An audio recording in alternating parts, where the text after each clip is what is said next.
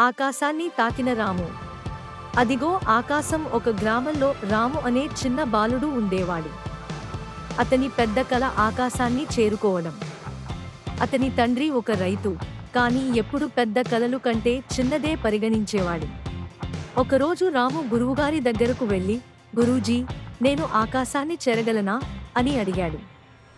గురువుగారు నవ్వుతూ చెప్పారు, రాము, ఆకాశం చేరడం ఎవరికీ సాధ్యం కాదు. కాని నీ శక్తి మేరకు నువ్వు ఎగరగలవు. అది రాముకు స్ఫూర్తిగా మారింది. ప్రతిరోజు తాను సాధించాలనుకునే లక్ష్యానికి ఒక చిన్న మెట్టుగా చూసి కృషి చేయడం ప్రారంభించాడు. పాఠశాలలో కష్టపడి చదివి మంచి మార్కులతో ఉన్నత విద్యనభ్యసించాడు. కాలక్రమంలో రాము ఒక పైలట్గా మారి నిజంగానే ఆకాశాన్ని తాకాడు.